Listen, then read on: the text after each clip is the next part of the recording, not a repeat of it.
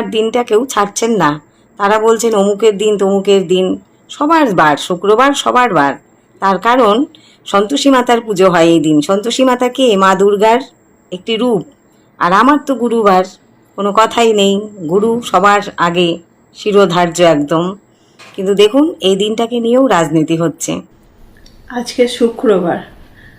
এখন শুক্রবার মানে একটা বিশেষ সম্প্রদায়কে উদ্দেশ্য করে বলা হয়। কিন্তু আমার ইচ্ছে করছে জানতে যে শুক্রবার তুমি কাদের? হিন্দুদের, মুসলিমদের, না সারা ভারতবাসীর? কাদের?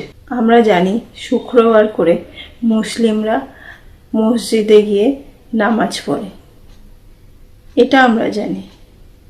কিন্তু তার সাথে কি করে আমরা এটা ভুলে গেলাম? শুক্রবার সন্তোষী মায়ের পূজা হয়। শুক্রবার যারা অনুকূল ঠাকুরের দীক্ষা নিয়েছেন তারা জানেন শুক্রবার অনুকূল ঠাকুরের জন্মতিথি। শুক্রবার আমাদের দেশ স্বাধীন হয়েছিল। এবারে বলো শুক্রবার কাদের? হিন্দুদের, মুসলিমদের, না সারা ভারতের? বর্তমানে একদল মানুষ এই শুক্রবারই করে যে কথাগুলো ছড়াচ্ছে, তারা কি এগুলো ভুলে গেল? তারা তো সনাতনী হয়ে কি করে ভুলে গেল? মা সন্তোষী সনাতনীদের দেবী নন? অনুকূল ঠাকুর সনাতনীরা পূজা করে না? আর আমরা যে দেশে বাস করছি সেই দেশও শুক্রবার স্বাধীন হয়েছিল।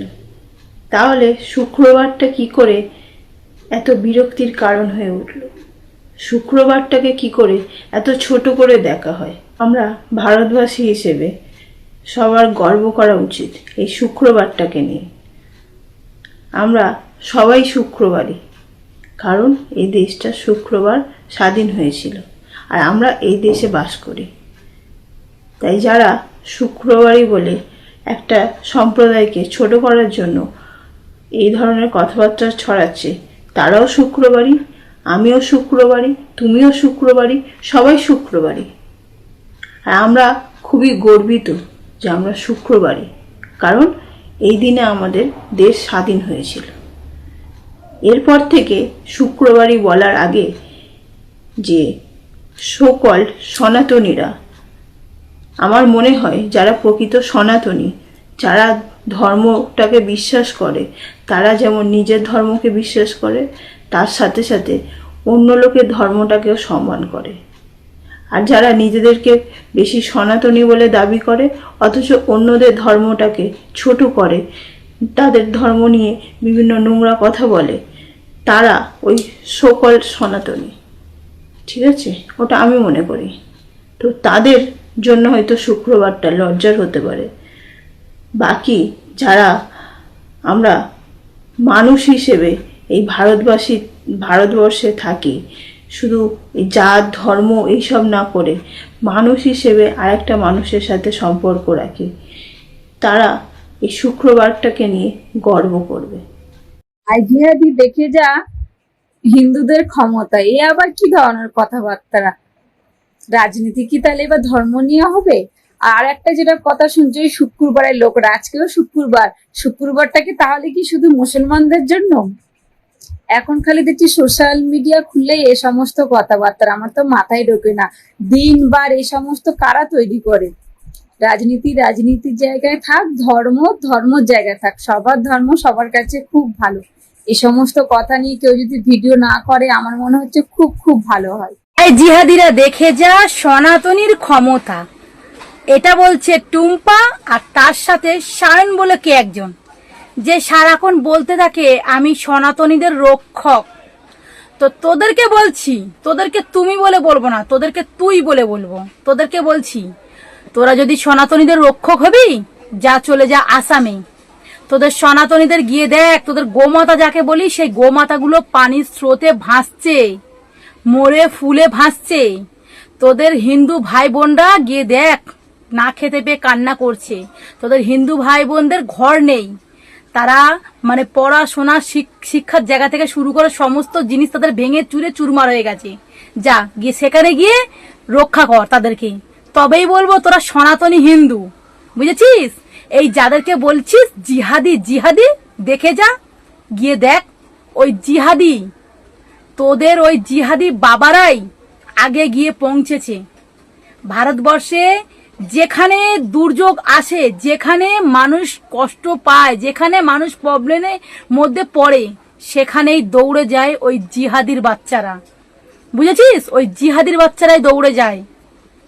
তাহলে বোঝ, তোরা তো নুকাস ঘরের মধ্যে, ঠিক আছে? ফাঁকা মাঠে লাঠি ঘোরাতে একটা হাতে তলোয়ার নিয়ে বলতে থাকিস জিহাদির বাচ্চাদের এই করব, জিহাদির বাচ্চাদের ওই করব, আমি সনাতনদের রক্ষক। তা যা টুম্পা, তোকে বলছি, সায়ন তোকে বলছি, চলে যা সেখানে, গিয়ে তোদের সনাতনীদের রক্ষা কর। মুসলমান জিহাদিরা হিন্দু, সনাতনী, মুসলিম এদেরকে দেখে মানে উদ্ধার করে না, বুঝেছিস? ওদের ভেতরে মানুষ, প্রথম হচ্ছে আমরা মানুষ, এই জিনিসটা দেখে মানুষের উপকার করে। যেখানে যাই হোক না কেন মুসলিম জিহাদিরা আগে পৌঁছে যায়। কারণ কি জানিস, মুসলিম জিহাদিদের শিক্ষা এটাই আছে যে আগে তোমরা মানুষ হও, মানুষ হয়ে মানুষের পাশে দাঁড়াও, নাকি ফাঁকা মাঠে লাঠি ঘোরাবো আর ডায়লগ দেওয়ার মানুষের মনে ঘৃণা ছড়াবো। দেখো, শুধু অন্ধভক্তদের অন্ধভক্ত বললে হবে না, নিজেদের চোখগুলোকেও খুলতে হবে, খুলে বিচার করতে হবে। আমি বারবার বলি, যা ক্ষতি হচ্ছে ইকুয়ালি সবার হচ্ছে। আমাদের সিস্টেম ভেঙে গেলে আমাদের সবার ক্ষতি হবে, অল ইন্ডিয়ানসদের। কিন্তু তোমরা যদি বারবার হাইলাইটেড হও, তাহলে ওদের কাছে একটা ইস্যু থাকবে এই ছবিটা দেখিয়ে বারবার করে প্রমাণ করতে, যে যখন হিন্দুরা এরকম করছে না, তাহলে মুসলমানরা কেন করছে? নিশ্চয়ই সাপের লেজে পা পড়েছে, তাই সাপ ছবল মারছে, এটা ভাবছে। মসজিদ ভাঙা হচ্ছে, কাশিতে হাজার হাজার মন্দির ভাঙা হয়েছে, বিভিন্ন জায়গায় অবৈধ স্থানের মন্দির ভাঙা হয়েছে, কিন্তু মন্দিরের ভিডিওগুলো ভাইরাল হচ্ছে না, মসজিদের গুলোই হচ্ছে।